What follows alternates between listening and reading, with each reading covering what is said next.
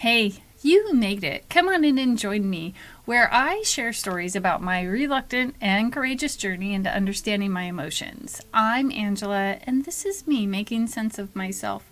I'm super glad you're here. If you haven't done so yet, hit the subscribe button so you can follow the adventure as it unfolds. And if you love this podcast, share it with your friends.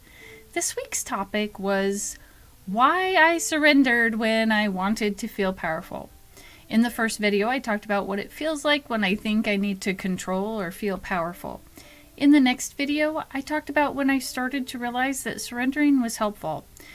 And in the third video, I focused on a time I used serenity when things got tough. Then we meditated, and in this video, that I lovingly call the Fridity or the Friday Ditty, I'll share with you a parable about this week's topic, why I surrendered when I wanted to feel powerful, along with explaining what happened inside of me. So, let's get to it.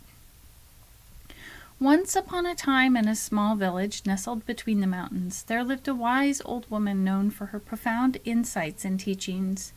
One day, the villagers gathered at the village square to seek her guidance on finding inner peace and contentment.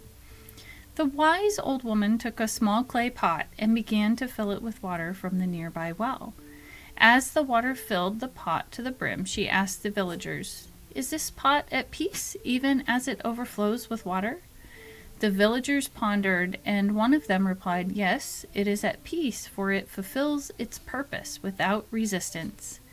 The wise old woman nodded and said, "Just as the pot surrenders to be filled and serves its purpose, so too must we learn to surrender to life's flow and find contentment in fulfilling our purpose."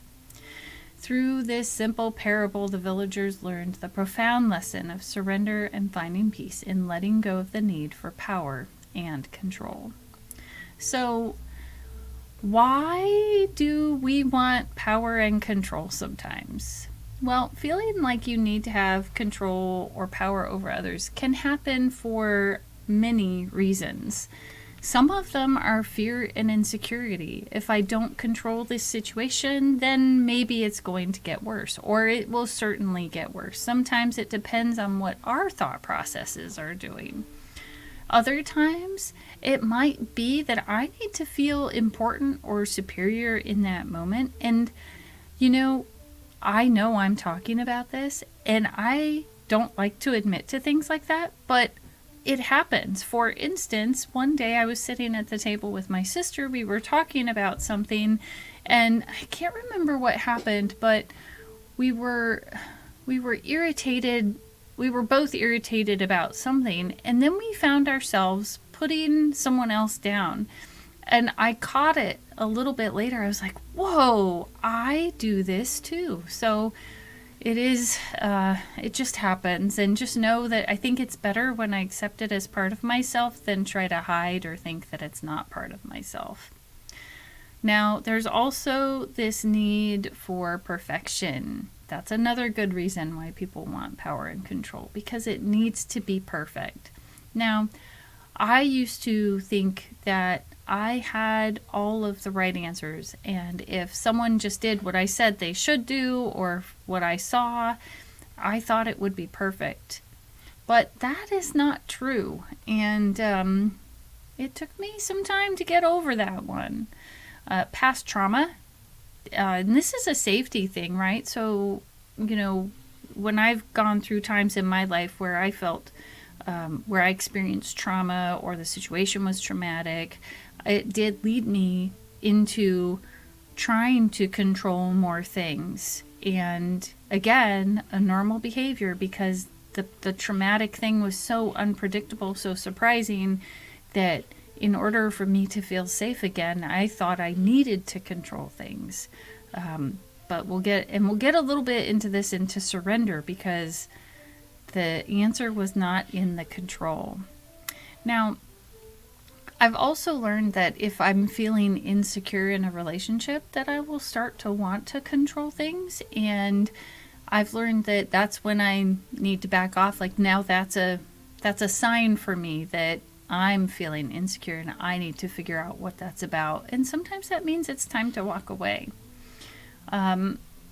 Also, some people were brought up in an environment where there is a lack of trust, or because of the situation or the environment that they grew up in for so long, there's actually an inability to trust. And it takes a lot to change that process, and someone has to be willing to shift into learning how to trust.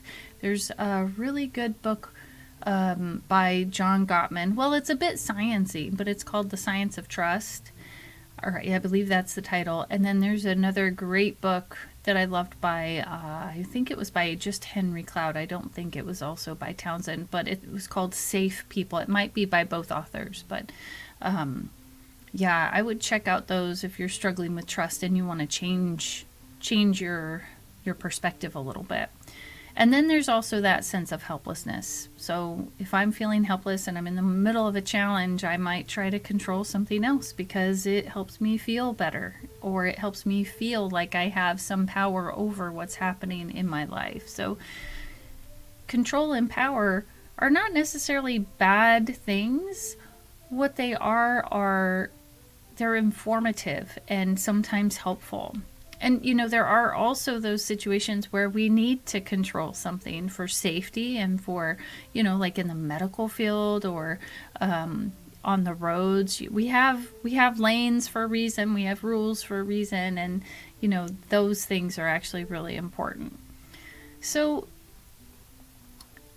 there are so many reasons why power and control will be used. But how, once set in that specific space of power and control and using those as coping mechanisms, how does one shift into serenity? Well, it's super hard, and my experience was that it felt like a free fall.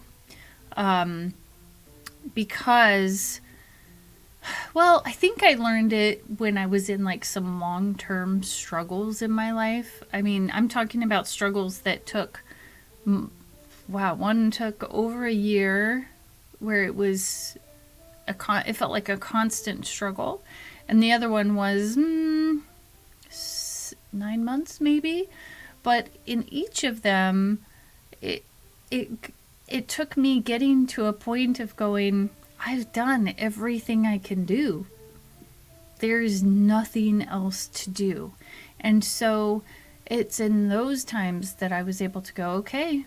Like the second time, it was much easier because I had experienced the first one, which was the longer experience. The second time, I was able to consciously look and go, okay, I have done A, B, and C. I have found out there's nothing else I can do in this point in time. And then I was able to start like the self-reflection and becoming aware, embracing the vulnerability of the unexpected and the unpredictableness of what was going to happen next. And I spent a lot of time in meditation, just really trying to bring myself back to the present, especially in that 9-month challenge. I remember it was all I could do to just regulate my emotions at some points, because it was, yes, this is going to happen. No, it's not. Yes, it is. No, it's not. Yes, it is. No, it's not. Like this happened probably once every few weeks and then once every week. And I mean, over a 9-month period, it was really difficult. So, I also had to develop some empathy, not just for myself, but for the other people in the struggle, because it was not easy. But building trust with myself, setting realistic expectations, like I was talking about, knowing when I've done enough, reaching out and telling people I'm struggling. Yeah, this crappy thing is happening and I'm struggling and I need your support. And then I think also making sure to be grateful for what I have. I remember during that 9-month period, I would sit out on the patio and I would just look out at the yard and think, wow, I am so grateful to have this place where I live right now.